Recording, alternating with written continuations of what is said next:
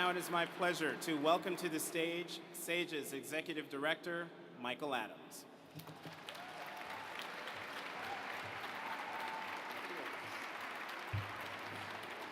All right, thank you everybody. Good evening.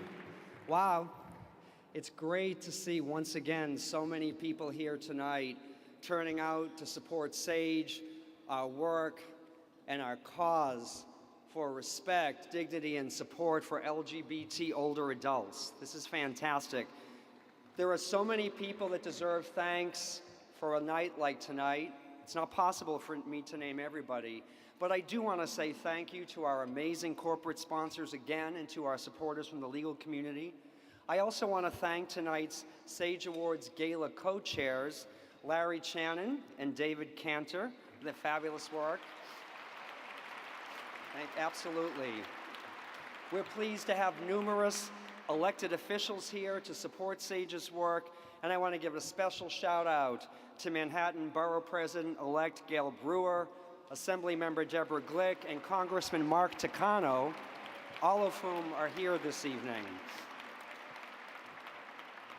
I also want to say SAGE could never do the work it does for LGBT elders without our amazing board of directors and without our amazing staff. I'm going to ask our board members and our staff to please stand.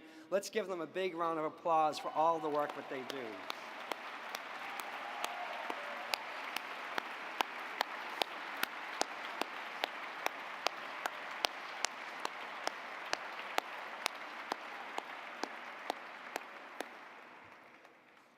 And I have one more big thank you tonight, because as I stand here, I'm thrilled to announce that the Calamus Foundation has just awarded SAGE a new $250,000 matching grant to support our LGBT aging programs across the country. It's fantastic. It's fantastic. I want to thank especially the Board of Directors of the Calamus Foundation and the President of the Board, Louis Bradbury, for their incredible vision and support. And thanks to their generosity, any new gifts to SAGE that are made here this evening, any increased gifts here this evening, will be matched by the Calamus Foundation, so we are really pleased. Now, each year we gather together because we remember and we honor the fact that it is our LGBT elder pioneers who've paved the way for the rest of us in the LGBT community to have made the progress that we have made and the advances that we've made. This would never have happened without our LGBT elders. We stand on their shoulders, and we owe them a great debt. They have worked, and they have worked hard, courageously, decade after decade, step after step, to help bring us the equality we have. We have a debt to pay back as our elders grow old into their later years. And the reality is that we can never fully pay it back because our LGBT elders are continuing to lead the way, and they're continuing to bring equality to our community. And if any of us were ever possibly tempted to forget that or forget what the courage of LGBT elders looks like, Edie Windsor stepped forward to remind us. Right? Yes, she did. She did. By the time Edie's beloved partner Thea passed away in 2009, Edie had already been a pathbreaker for our community for many years, a leading woman in IBM in the 60s and 70s, one of the early SAGE leaders, a long-time community activist for the LGBT community. And when she went through that incredibly difficult and painful experience of losing her life partner, she suffered the same indignity that so many others had suffered before her when our federal government refused to recognize their marriage. Now, anybody would have understood if Edie had decided, I can't fight this battle. I've been through too much. I've done too much. I'm going to leave this for somebody else to fight. Anybody would have understood that. But that's not what she did. She took up the battle. She took the fight to the US Supreme Court, and she won a monumental blow for equality, for marriage equality, for each and every one of us. Because that's who Edie Windsor is. That's who she is.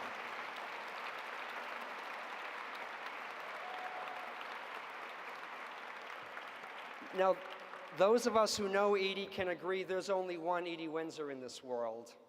But Edie also, her courage reminds us of who we are, who each and every one of us in this room is. Because we are people who believe that it is essential that we support the elder pioneers of our community. We are people who don't accept that LGBT older people should be consigned to isolation in their old age, just because most of us as we age don't have children to be around to support us. We are people who don't accept the fact that our LGBT elders should eat at home alone or not eat at all because the other seniors in their local senior center may not be interested in sharing a meal with them.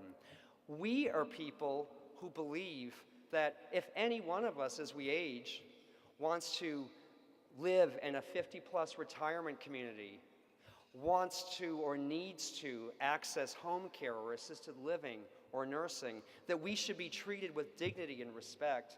And we are people who believe that our federal government, which spends more than $2 billion every year on aging programs across this country, does indeed have a responsibility to support LGBT elders too.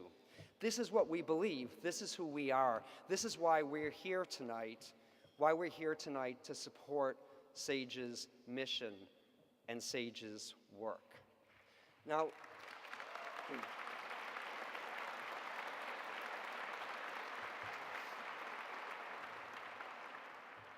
tonight we're honoring extraordinary leaders, Jay Lessiger, Chris Kahn, Ravi Kaplan, Jewish Home Life Care, and as we honor them over the course of this evening, we're going to be excited, we're going to be passionate, we're going to be applauding.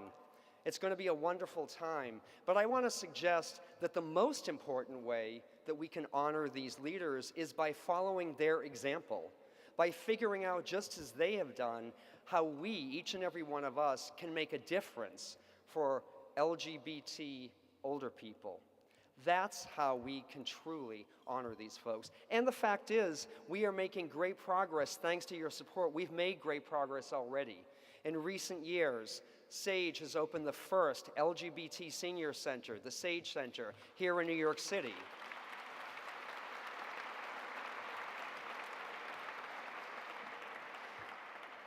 With support from the federal government, we started the country's very first National Resource Center on LGBT aging.